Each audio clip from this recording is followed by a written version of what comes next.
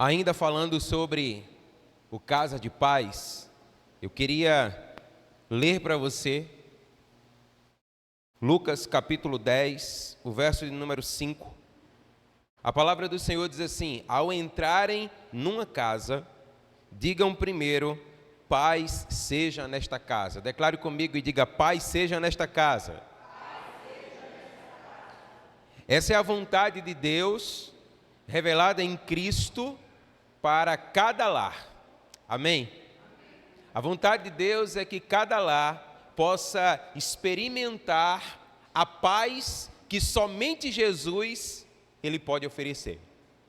Porque como nós temos aprendido, a paz não é um estado da alma, mas a paz é a presença do príncipe da paz, e o príncipe da paz é Jesus. Amém? Quantos aqui desejam ter paz no seu lar? Levante aí uma de suas mãos. Certamente nós desejamos ter paz. Eu sou muito grato ao Senhor, porque essa é uma realidade que eu vivencio no meu lar. Eu acredito que é o que você também vivencia no seu lar. Amém?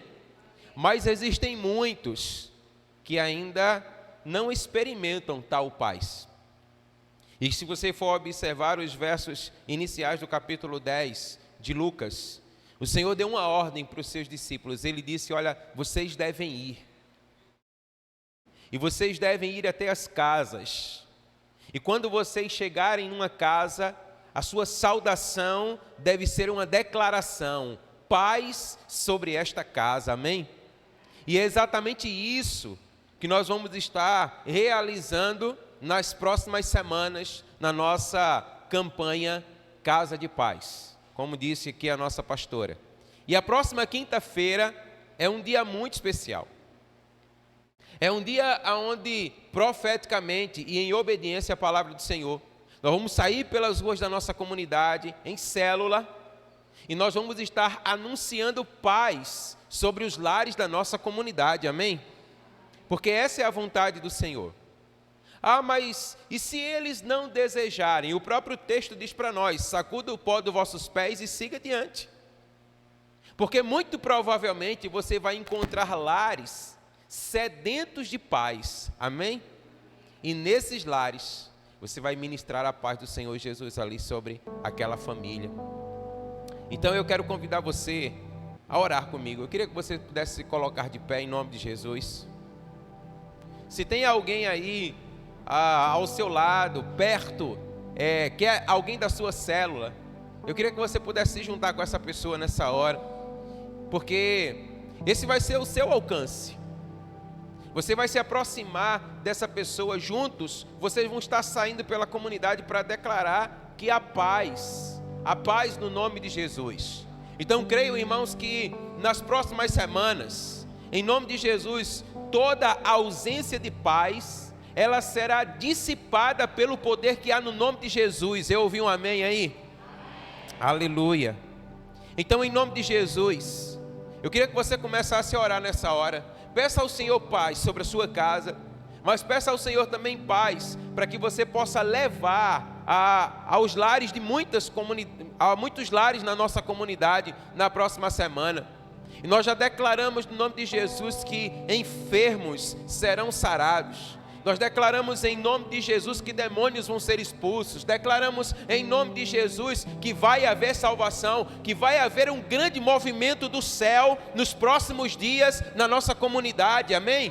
Porque essa é a vontade do Senhor, e a sua palavra diz que quando nós estamos unidos, quando nós ligamos na terra, é ligado nos céus em nome de Jesus. Então comece a clamar nessa hora e peça paz sobre essa comunidade, paz sobre cada lar, em nome de Jesus, em nome de Jesus. Senhor, nós estamos aqui reunidos em obediência à tua palavra, como igreja do Senhor, para declarar a paz do Senhor sobre cada lar dessa comunidade. Amado Espírito Santo, visita nessa hora cada lar nessa comunidade em nome de Jesus. Que toda obra de roubo, de morte e de destruição do inimigo de nossas almas seja agora dissipada em nome de Jesus pelo príncipe da paz que é o nosso Senhor. Senhor, que nessa hora toda a aflição, ela seja dissipada em uma paz que excede todo entendimento. Venha pairar agora sobre cada casa nessa comunidade, em nome de Jesus. Em nome de Jesus nós oramos agora, Senhor, para que problemas que aos nossos olhos não podem ser resolvidos, que o Senhor traga provisão nessa hora, em nome de Jesus. Que toda enfermidade seja dissipada agora, em nome de Jesus. Que haja cura, restauração de saúde, em nome de Jesus. Restauração de casamentos, em nome de Jesus. Restauração de comunhão entre pais e filhos, entre filhos e pais. Nós declaramos uma harmonia, Senhor, a harmonia do céu sobre cada lar nessa comunidade, em nome de Jesus. Nós declaramos, Senhor Deus, que as próximas semanas serão semanas, ó Deus, de uma visitação poderosa do Teu Espírito Santo sobre os lares nessa comunidade. Senhor, nós cremos, nós vamos ouvir os testemunhos dos grandes feitos do Senhor sobre essa comunidade. E aqui, Senhor, está a Tua igreja, aqui está o exército do Senhor. Nessa hora nós invocamos: reveste-nos do Seu poder, reveste-nos do Seu Espírito, dá-nos, Senhor, da armadura do Senhor. Nessa hora que nós sejamos devidamente pavimentados pelo Senhor agora, em nome de Jesus, para que nós possamos ir no poder do Senhor, cheios do Teu Espírito Santo, e manifestarmos, Senhor, a Tua glória, manifestarmos, Senhor Deus, o Teu reino, em nome de Jesus. Que nessa hora, Senhor, mudanças já estejam acontecendo no nome de Jesus. Essa é a nossa oração, Senhor. Prepara-nos, ó Deus, nós nos colocamos diante do Senhor. Nós declaramos em nome de Jesus que nós não somos daqueles, Senhor Deus, que se acovardam, mas nós somos daqueles que de maneira ousada, no poder do Teu Espírito, avançam declarando que só em Jesus há salvação. Então, Senhor, salva os lares na nossa comunidade, salva os lares na nossa comunidade. E eu apresento agora, Senhor, cada lar aqui representado, cada homem, cada mulher, cada família. Senhor, em nome de Jesus, proteja-os agora, guarde-os agora em nome do Senhor. Nós declaramos, Senhor Deus, que nenhuma arma preparada contra essas famílias aqui representadas há de prosperar, porque nós não vamos no nosso nome, mas nós vamos no nome do Senhor, naquele que nos mandou e naquele que se responsabiliza por cada um de nós. Por isso, ó Deus, em nome de Jesus, recebe agora as nossas vidas, ó Deus, como um sacrifício aceitável diante da Tua presença, para anunciar paz às famílias dessa comunidade. É isso que nós te pedimos, no nome que é sobre todo nome, o nome de Jesus. Se você crê e concorda assim, levante um aplauso ao Senhor.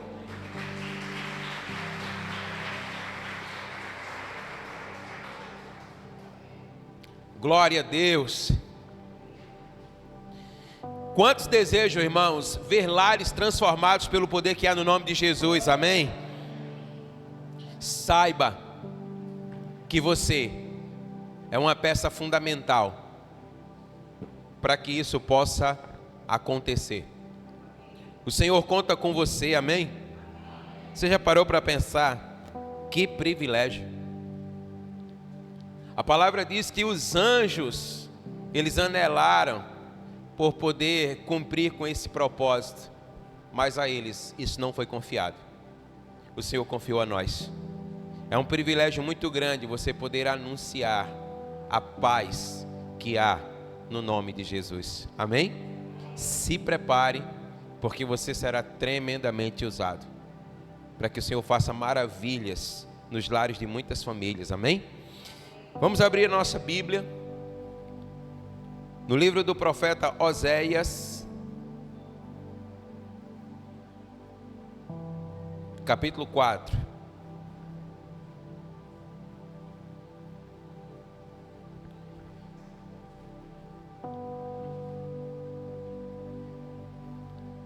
Oséias capítulo 4, dos versos 1 a 11.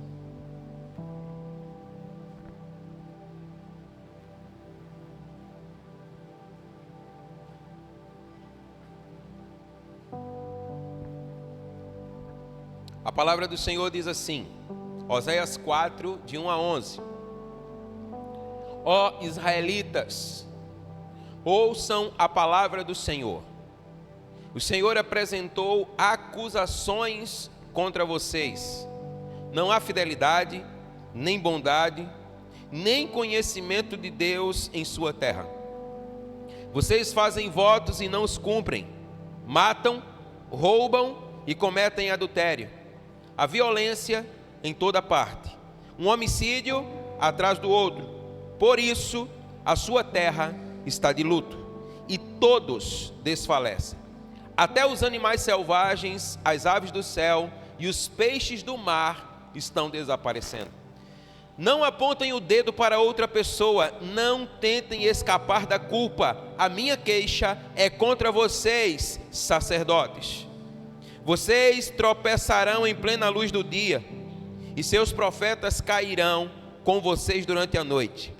E eu destruirei Israel, sua mãe.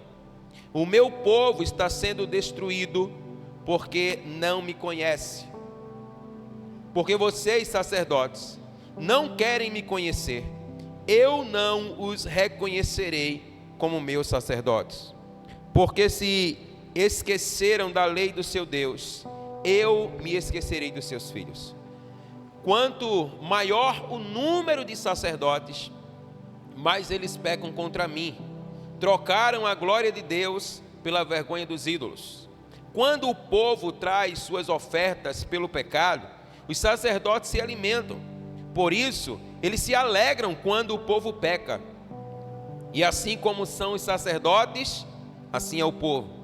Por isso, a ambos castigarei por seus atos perversos. Eles comerão, mas ainda sentirão fome. Eles se prostituirão, mas nada receberão, pois abandonaram o Senhor para cometer adultério com outros deuses. O vinho tirou o entendimento do meu povo. Amém. Aleluia. Aleluia. Queridos, o livro de Oséias é o primeiro dos que os judeus chamam de os 12. Ou aquele que encabeça os chamados profetas menores. O nome de Oséias significa salvação. Diga comigo, salvação. Oséias ele foi chamado para exemplificar o relacionamento entre Deus e Israel por meio do seu casamento com uma prostituta. Você não ouviu errado. É isso mesmo. Olha o que diz o profeta, a palavra diz assim, olha, disse pois o Senhor a Oséias, vai e toma uma mulher de prostituições e o filho de prostituição, porque a terra se prostituiu, desviando-se do Senhor. Diga misericórdia. Perceba que esse é um retrato bem fiel daquilo que vivenciamos em nossos dias. A época de Oséias, o povo havia se desviado. O seu relacionamento com Deus era um relacionamento de prostituição. Exatamente como nós temos visto em nossos dias. E aí o Senhor então chama o profeta. O Senhor chama o homem de Deus, o representante do Senhor, para que ele pudesse mostrar na sua própria carne como era o relacionamento do povo com Deus. Era como se o Senhor estivesse dizendo para o pastor, dizendo assim, olha, você vai casar com uma prostituta. Você vai ter filhos de prostituição. E o fruto desse relacionamento vai demonstrar exatamente a maneira como vocês têm se relacionado comigo. Perceba que essa não era uma mensagem fácil de você transmitir ao povo. Certamente muitos viram o casamento de Oséias como algo horrível. Como assim?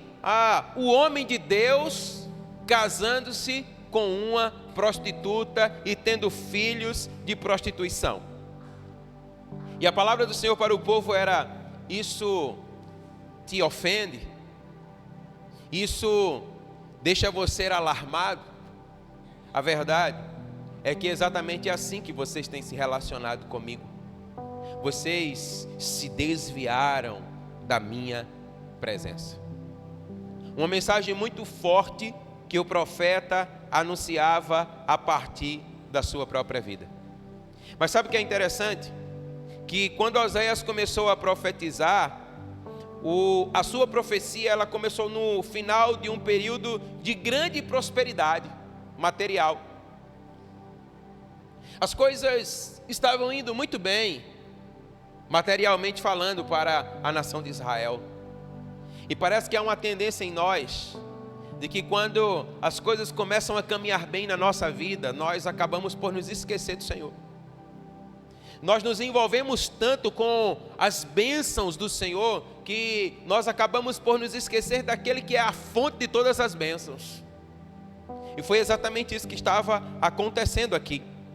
Mas a realidade era que, durante a maior parte da vida de Oséias, as pessoas estavam falidas espiritualmente. Elas eram prósperas materialmente, mas falidas espiritualmente.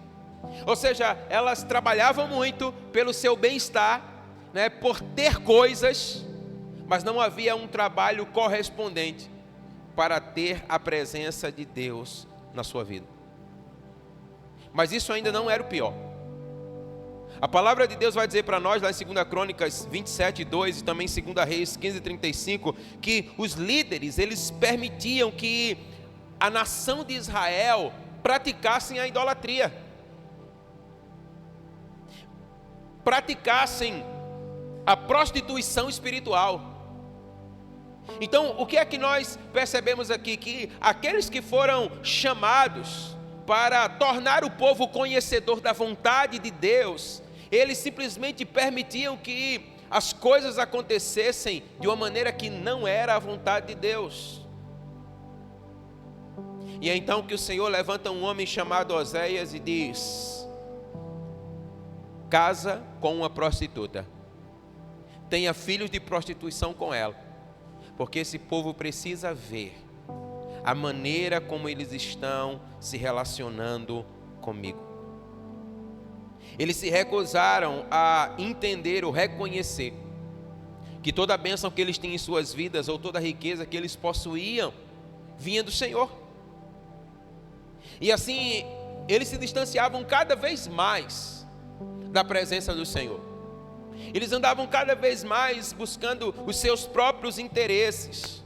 O povo se tornou cobiçoso e avarento, e oprimindo os que eram menos capazes de se defender.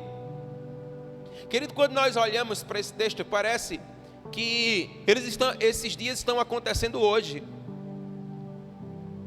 Um povo avarento, um povo cobiçoso, um povo que realmente não mede esforços para tirar cada vez mais dos menos favorecidos, para ter cada vez mais sobre si. E essa era a realidade do povo de Israel. E apesar da punição que Deus promete enviar a eles, porque olha, nós precisamos entender uma coisa: a palavra de Deus diz que absolutamente nada passa desapercebido sobre a face da terra. O Senhor, Ele conhece todas as coisas, o Senhor, Ele vê todas as coisas, e o Senhor, Ele julgará todas as coisas. E a palavra diz, nos capítulos 5, 9 e 10 de Oséias, que o Senhor prometeu: vocês colherão tudo aquilo que vocês têm plantado. Mas é interessante que ao mesmo tempo, nós vamos observar nesses mesmos capítulos que há uma forte atitude de esperança, que juntamente com o juízo, ele começa a ser anunciado. Porque a vontade de Deus é que nenhum se perca. Você pode dizer amém? O Senhor, a sua palavra diz que Ele não tem prazer na morte do ímpio. A vontade de Deus é que todos nós possamos ter os nossos olhos abertos, e nós possamos então nos aproximar dEle e viver aquilo que é a vontade dEle para as nossas vidas. E juntamente com o julgamento, o Senhor traz também uma palavra de esperança. Mas eu quero chamar a sua atenção nessa noite para alguns aspectos que nós percebemos nesse capítulo que lemos de Oséias, o capítulo 4. Perceba que Deus está expondo o seu caso contra Israel. A palavra diz assim, olha, o Senhor diz, existe uma contenda entre o Senhor e os habitantes da terra. Queridos, essa palavra contenda aqui significa repreensão, significa disputa. Entenda, a idolatria fez com que Israel infringisse as leis de Deus. A idolatria fez com que Israel andasse em degradação, tanto no seu aspecto moral, social como religioso. Havia uma situação de completo caos sobre a nação de Israel. A sociedade ia mal, a moralidade ia mal e a religiosidade ainda mais. Então todos os aspectos da nação de Israel estavam comprometidos, porque eles infringiram as leis do Senhor. Então os céus contenderam com a terra. A palavra diz que o Senhor se levanta e o Senhor então expõe o caso. O Senhor mostra-lhes a realidade de suas vidas. O Senhor mostra-lhes a situação na qual eles se encontravam. E contra isso, declara, havia uma disputa, havia uma contenda dos céus com a terra. Há uma repreensão dos céus. Você pode dizer amém? Olha o que diz o texto. Diz assim, olha, o Senhor falando, não há verdade, não há benignidade, nem conhecimento de Deus na terra. Queridos, isso é uma situação de completa degradação. Você já teve a oportunidade de você viver num círculo de mentira? É uma coisa terrível. Relacionamentos não se sustentam, não há prosperidade, mas somente ruína. E o Senhor está dizendo, no meio de vocês não há verdade, mas somente mentira. O Senhor diz assim, olha, por consequência disso, no meio de vocês não há benignidade, não há bondade, mas somente maldade. Os dias são maus, os homens são maus, não há conhecimento de Deus no meio de vocês. O Senhor estava dizendo assim, olha, há muito que vocês me removeram da presença de vocês. Vocês simplesmente me rejeitaram, vocês simplesmente me escantearam, vocês não atentaram para a minha voz, para a minha vontade no meio de vocês, e isso trouxe um estado de degradação total sobre a terra, e isso traz consequências. A palavra diz que toda a terra gemeu. Amados, a palavra diz assim, olha, por isso a terra se lamentará, e qualquer que morar nela desfalecerá, os animais do campo, as aves do céu, até os peixes do mar desaparecerão. Uma situação terrível. Agora olha que interessante, porém, diz a palavra, toda a nação, ela era culpada. Presta atenção nisso, tanto os líderes, quanto o povo. O Senhor estava dizendo assim, olha, ninguém entre vocês tem condição de apontar o dedo a quem quer que seja. O Senhor estava dizendo, a realidade de vocês é a mesma. O povo é um só, tanto os líderes como os seus liderados. Vocês se misturaram no seu próprio pecado. Não há conhecimento de Deus na terra. As aberrações que nós temos visto nos nossos dias nada mais são do que a consequência dessa ausência do conhecimento da vontade de Deus em nosso meio. A tal ponto, irmãos, que nós vamos ver coisas que são difíceis de entender, mas que acontecem em nossos dias. a ponto das pessoas defenderem, por exemplo, com unhas e dentes, que nós devemos preservar, as tartarugas marinhas, e elas devem ser preservadas, amém? Mas uma criança no ventre a gente pode matar. Você percebe a loucura, o nível de loucura que nós estamos vivendo? E a palavra de Deus está declarando exatamente isso aqui, dizendo assim: olha, vocês todos são culpados. O Senhor estava dizendo, lá em Oséias 4:6, ele diz que a razão ou a origem de todos os pecados de Israel, ela foi descrita como a falta de conhecimento do Senhor. Não havia conhecimento de Deus na terra. Deixa eu dizer algo para você. Deus valoriza o seu relacionamento com o povo mais do que as suas ofertas. Nós não estamos dizendo com isso que Deus, ele não aceita ofertas. A palavra diz para nós, olha, rogo-vos, pois, irmãos, pelas misericórdias de Deus, que apresenteis os vossos corpos como sacrifício vivo, santo e agradável a Deus, que é o vosso culto racional. Você pode dizer amém? Mas a palavra também declara para nós que o Senhor, ele valoriza mais o relacionamento do que os sacrifícios. Lá em Oséias 6,6 a palavra diz assim, olha, porque eu quero misericórdia e não sacrifícios. É o conhecimento de Deus mais do que holocaustos. O que o Senhor espera de nós não são sacrifícios para reparar um erro, mas o que o Senhor espera de nós é um relacionamento que nos previne do erro. Você está me entendendo? Amém?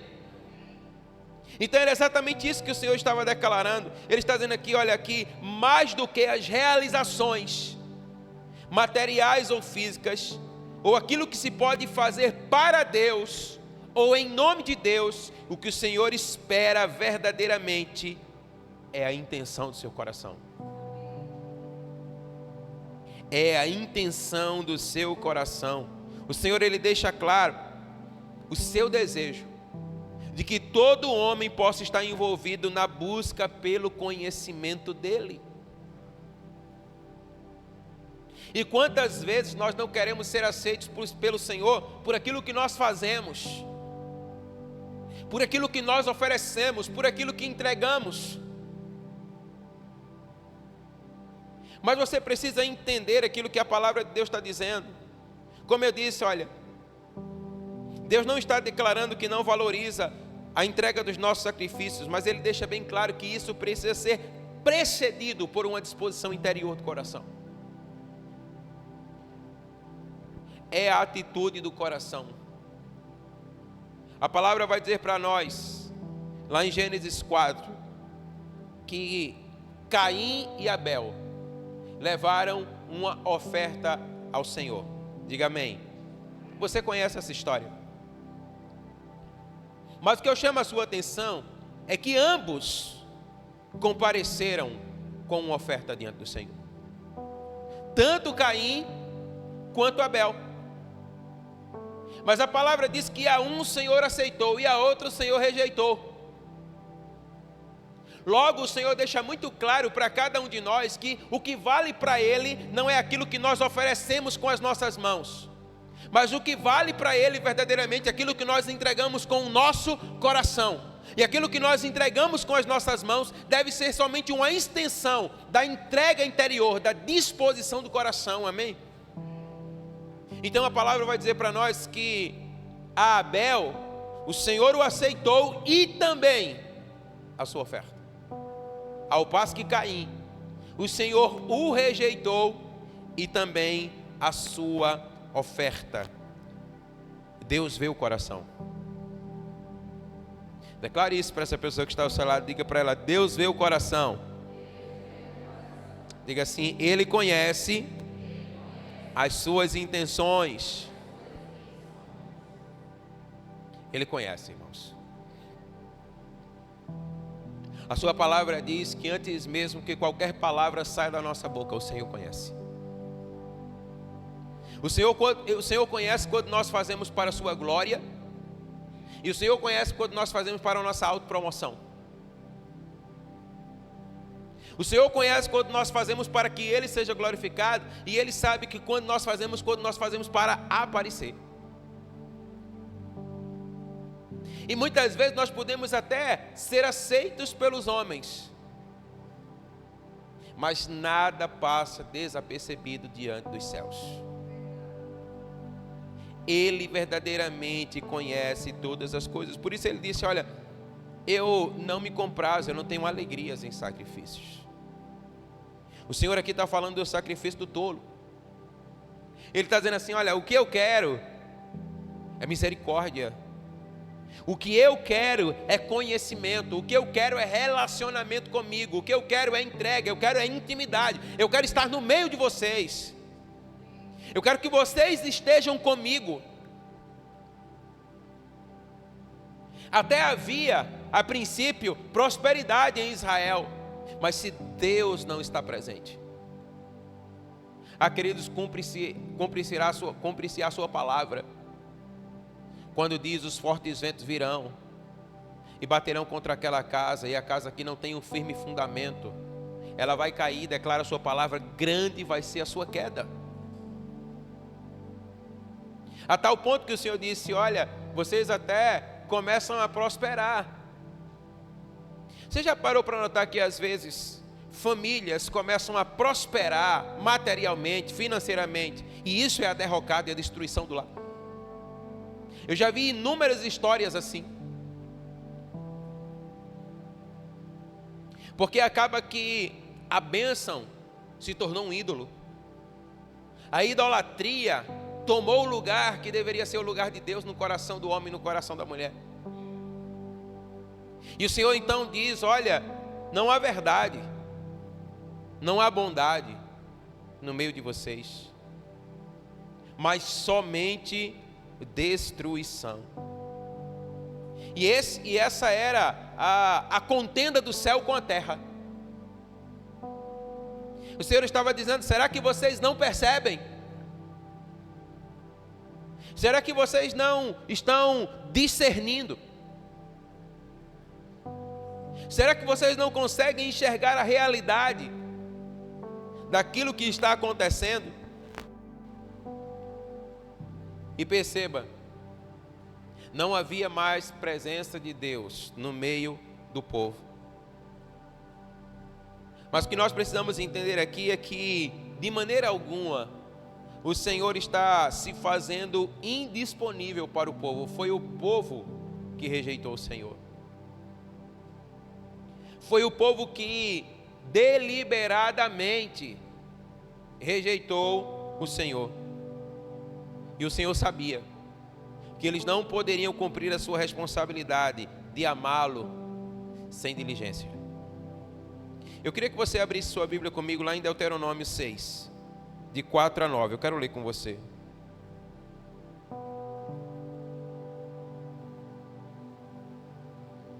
Deuteronômio 6.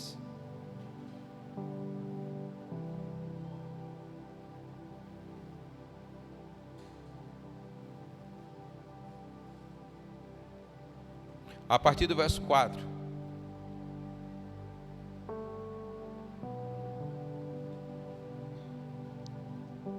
A palavra diz assim: ouça, ó Israel, o Senhor nosso Deus, o Senhor é único.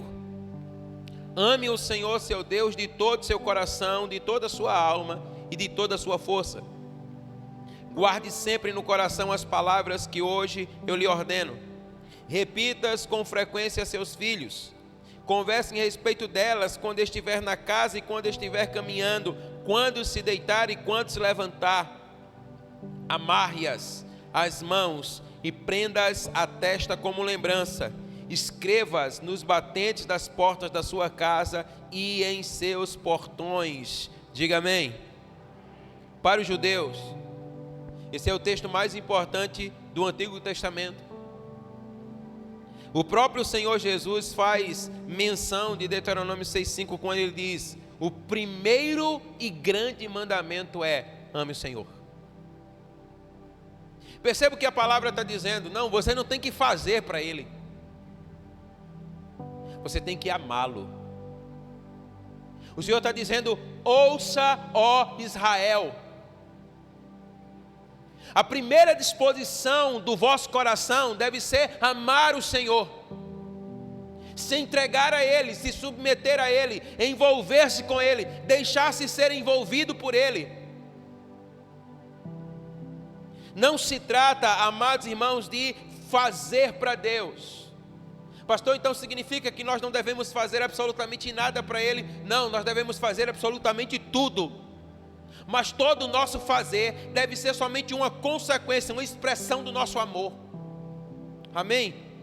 Uma expressão do nosso amor. Então, ouça, ó Israel. Essa palavra ouvir ou dar ouvidos tem o sentido de obedecer. Há muitos que dizem assim: eu amo a Deus, mas a verdade é que não amam coisa nenhuma, irmãos. E como não? O Senhor Jesus disse que o verdadeiro amor, ele é expressado pela obediência.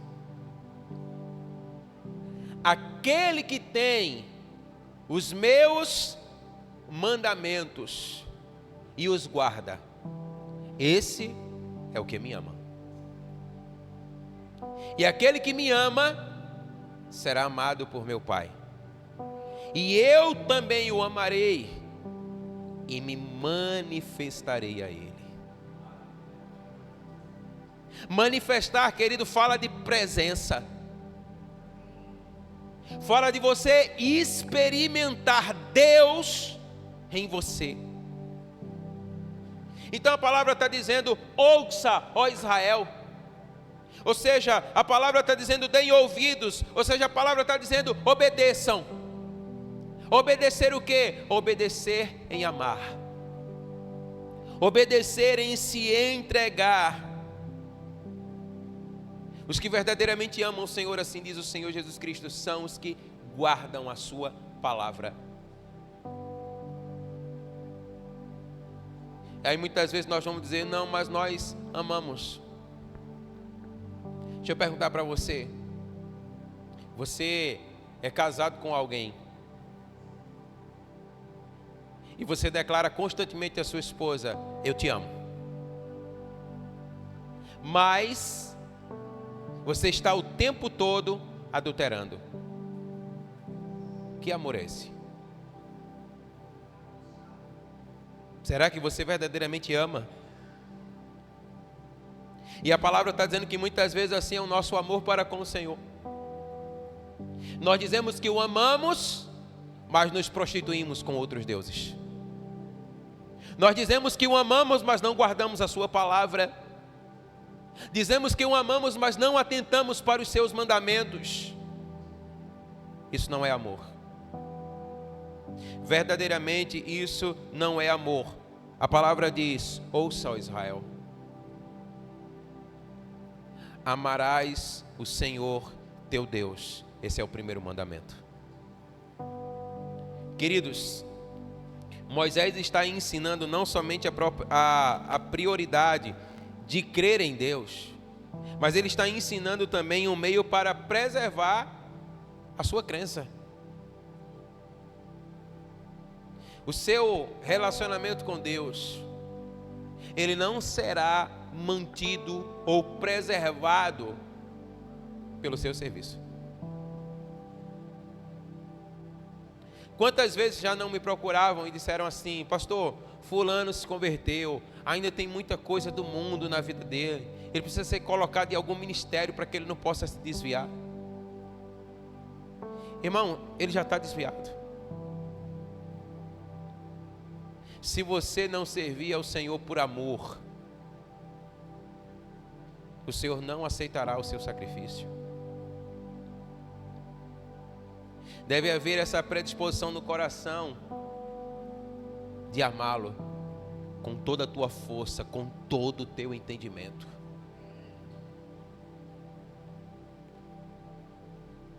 Então é isso que a palavra de Deus está dizendo aqui para nós. Como é que nós vamos manter?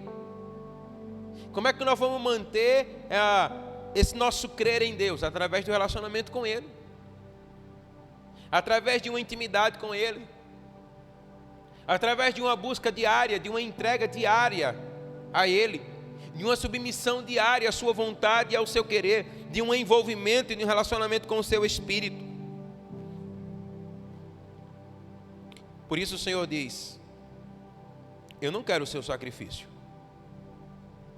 eu não quero os seus holocaustos, eu quero que você me conheça. Você está entendendo?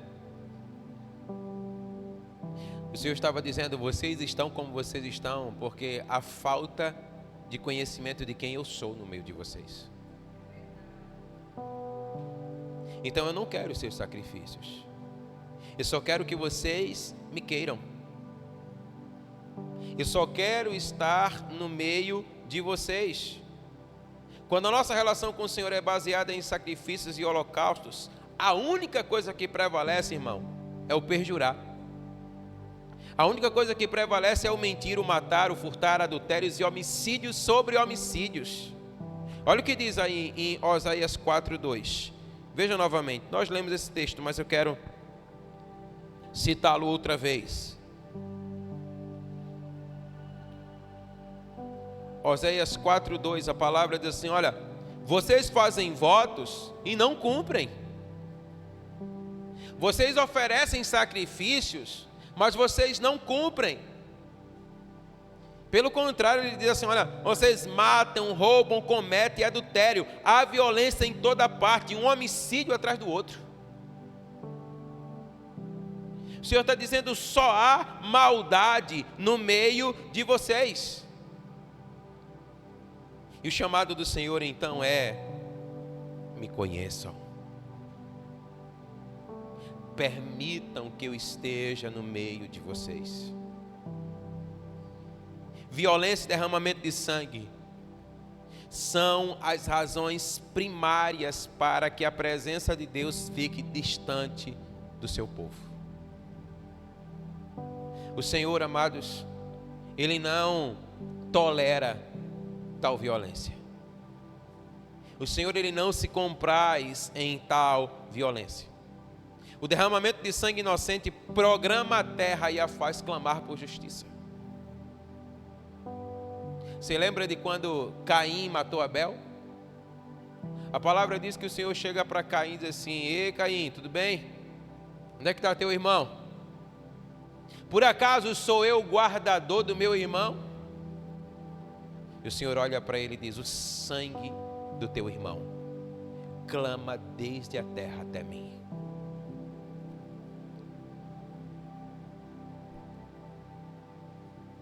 Entendamos, irmãos, todo ato de violência praticado, todo sangue derramado, é um clamor que se levanta diante do Senhor. Nós precisamos entender a profundidade disso. Nada passa desapercebido diante do Senhor. E sabe o que é interessante? Instituições humanas não podem libertar do impacto do pecado na sociedade. Você já parou para notar quantas ONGs nós temos espalhadas no mundo? Já daria para ter dado um jeito no mundo, sim ou não? Sim. E por que não dá? Porque instituições humanas não podem libertar do impacto do pecado. Há um clamor que chega aos céus. Mas o que é que nós estamos vivendo? Nós estamos vivendo em comunidades que estão pranteando, ou seja, estão chorando as consequências dos seus pecados. As famílias estão definhando por causa do nosso pecado. Meus amados irmãos, nós vivemos as consequências da quebra da aliança com Deus. Isso foi partido, isso foi rompido. E o que é que acontece? Que no vácuo da sua presença, o inimigo tem enchido a nossa terra com cada prática perversa e trazido destruição e morte.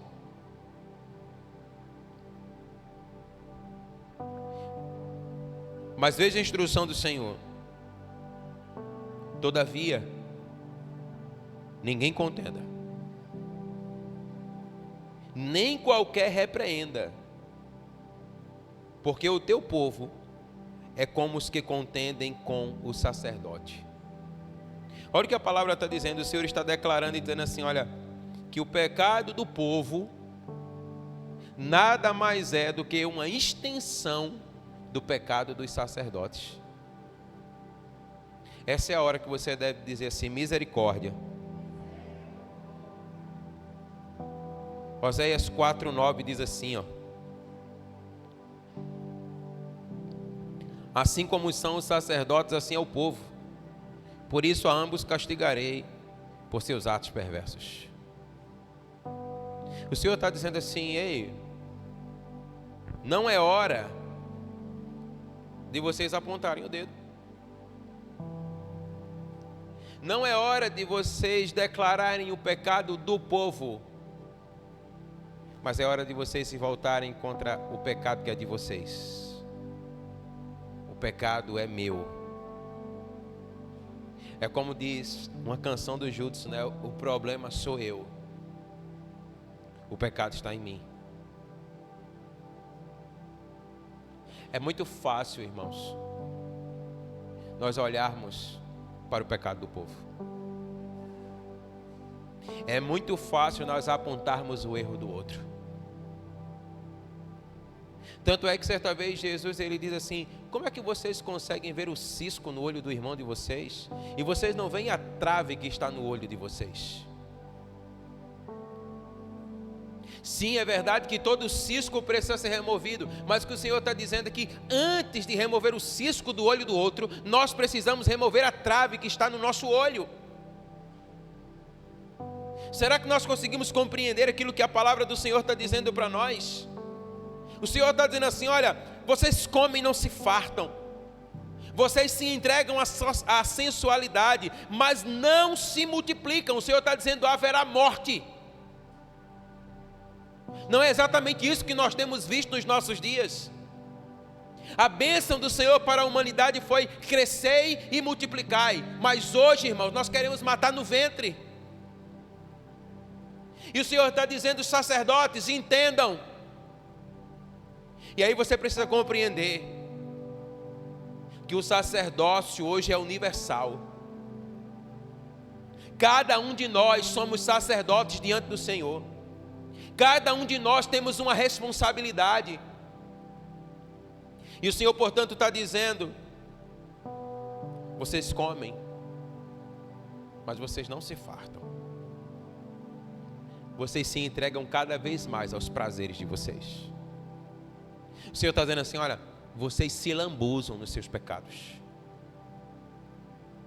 É como diz o salmista, um abismo chama outro. Você peca cada vez mais e vocês se entregam à sensualidade. Vocês não vão se multiplicar.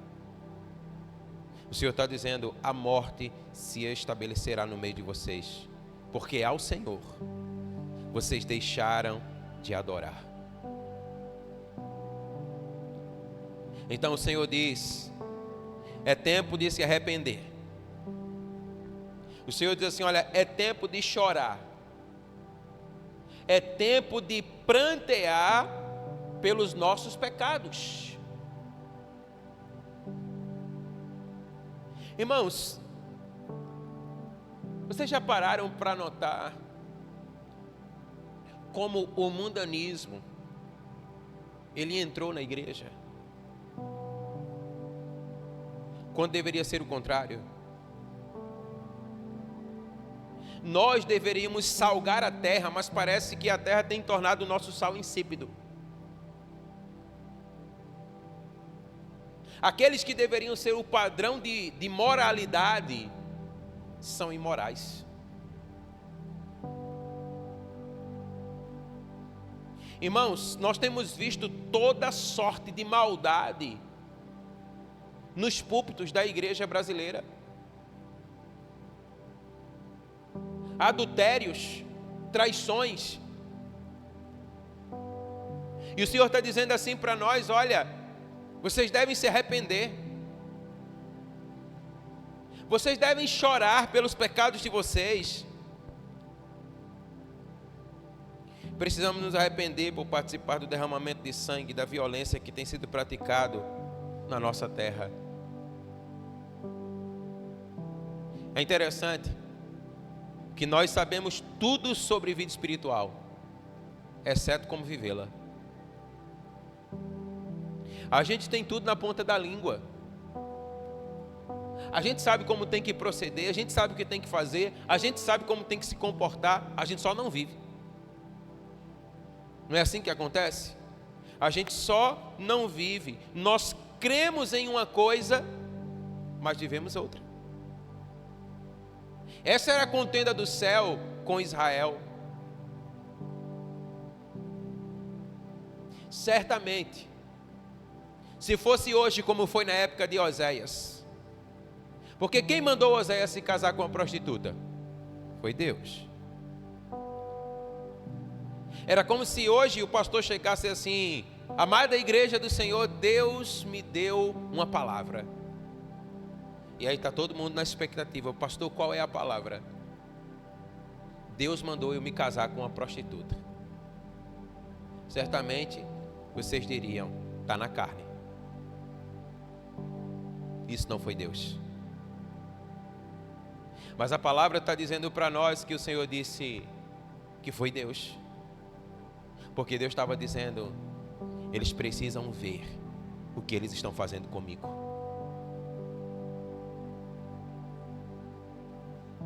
Eu fico imaginando como foi difícil o ministério de Oséias. Quantos desejam, eu pergunto mais uma vez, quantos desejam aqui ter uma família feliz? Quantos desejam, mulheres, ter um bom marido? Maridos, quantos desejam ter uma boa mulher? Oséias não experimentou nada disso, irmãos. Oséias casou com uma prostituta que o traía constantemente.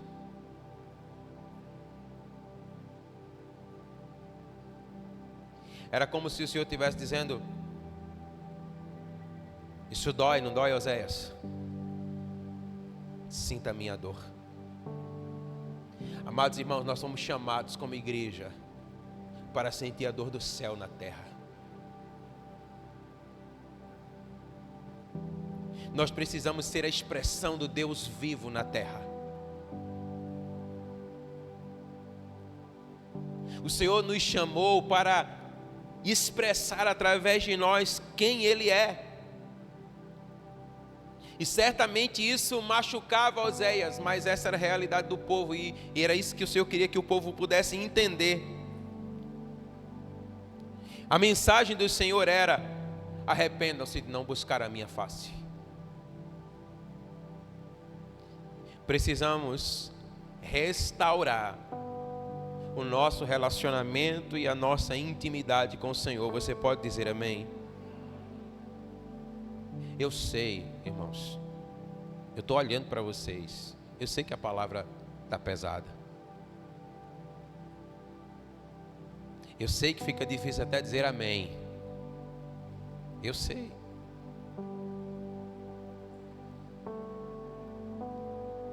mas o Senhor te quer de volta. O Senhor quer ter prazer outra vez na sua vida. O Senhor quer chamar você para perto.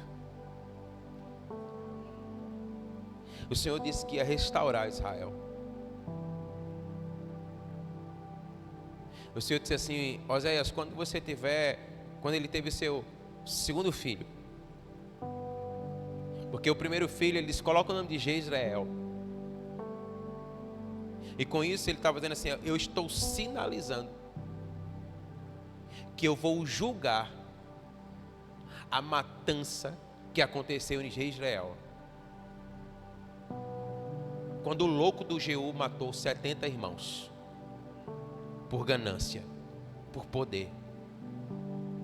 E aí quando ele tem o seu segundo filho, ele se chamava Lo-Ami, que quer dizer, não meu povo. O Senhor estava dizendo assim, vocês não são meu povo. Mas depois o Senhor disse assim, olha, eu vou mudar o seu nome. Eu vou chamar você de Ami, povo meu. O Senhor estava dizendo, eu vou trazer vocês para perto.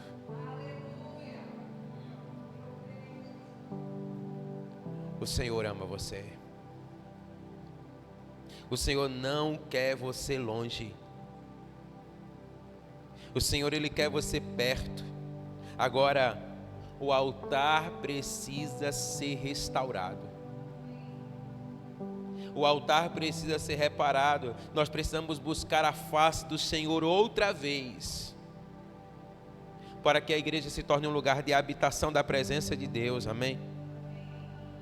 Para que a sua glória seja refletida em nós outra vez, resultando em salvação do perdido e transformação da comunidade.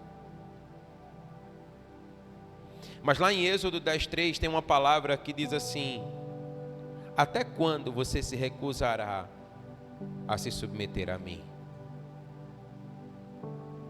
Palavra do Senhor, até quando? Até quando você ouvirá a minha voz e não atenderá a minha petição? Até quando você vai resistir? Até quando, diz o Senhor? Queridos, toda resistência em submeter-se ao Senhor e ao seu Espírito é orgulho. E aí você precisa compreender que o orgulho, ele é o contrário de humildade. Humildade é a realidade da nossa completa dependência de Deus. Quando nós somos completamente dependentes, nós nos humilhamos, nos entregamos, nos rendemos. Nós simplesmente nos atiramos aos seus pés, mas o orgulho, por sua vez, é a raiz de todo o pecado. Amados, foi o orgulho que principiou o pecado em toda a terra. O orgulho é a perda do sentido de quem Deus é e a crença exagerada sobre quem nós somos. Até que nos humilhemos diante de Deus, não podemos verdadeiramente habitar na sua presença, nem experimentar o seu favor. Muitas pessoas querem o favor de Deus, mas isso não acontecerá sem uma entrega em humilhação, sem humildade, sem rendição. Sabe o que é interessante? Frequentemente nós fingimos que nos humilhamos. E isso traz consequências rasas e fracas. Elas não transformam a nossa vida. A verdadeira humildade, ela requer que você possa se esvaziar de você mesmo, para que você possa ser cheio de Deus. Perceba, você está vendo esse copo aqui, e a água está muito gostosa, por sinal.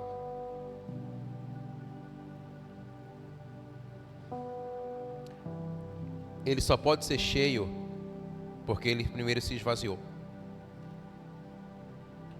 Enquanto você for cheio de si, você vai ser vazio de Deus. Mas quando você se esvazia de você mesmo, é então que o Espírito Santo pode te encher. E é isso que o Senhor quer encontrar em nós. Homens e mulheres que se esvaziam completamente de si mesmo para serem cheios do Senhor. A verdadeira humildade requer isso. Um esvaziamento de si mesmo.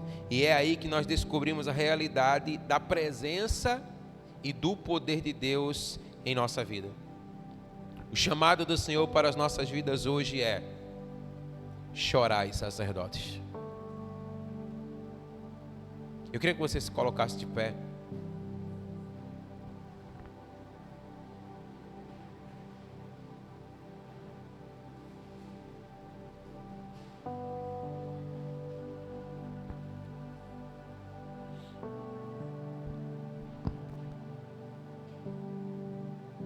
E eu queria que você pudesse entender essa expressão declarada pelo profeta: chorai, sacerdotes. Deixa eu dizer algo para você, enquanto você se prepara para esse encontro com o Senhor. Tem muitos, e talvez alguns que estejam aqui, que têm chorado e lamentado, passado por situações difíceis na sua vida. Mas eu quero dizer para você, você ainda não chorou o suficiente. Você ainda não lamentou o suficiente. Talvez tudo que você tenha chorado tenha sido somente remorso. Mas hoje, o Senhor está dando a oportunidade para que você possa rasgar o seu coração, para que você possa chorar verdadeiramente diante do Senhor, dizendo: Senhor, eu reconheço que a culpa é minha. Eu reconheço que eu tirei o Senhor da minha vida. Eu reconheço que eu andei no meu próprio caminho e as minhas escolhas foram terríveis. E eu tenho amargado, eu tenho tomado água amarga dia após dia por cada escolha que eu fiz. Mas saiba, o Senhor não tem prazer nessa amargura da sua alma. E o Senhor hoje quer mudar. O Senhor hoje quer transformar. O Senhor quer dar para você hoje uma água que, se você tomar, você não tornará mais a ter sede. Porque do seu interior vai haver uma nascente de águas que jorram para a eternidade. Você vai entender o verdadeiro sentido da vida.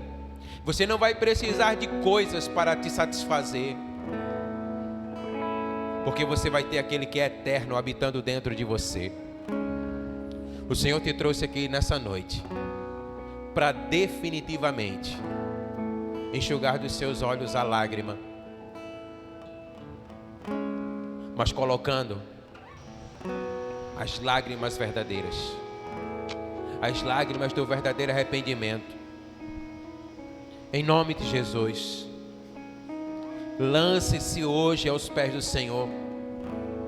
E você, igreja do Senhor, a palavra do Senhor diz: chorai, sacerdotes. Chorai, sacerdotes. É tempo de prantear, é tempo de arrepender, é tempo de se entregar, é tempo de conserto.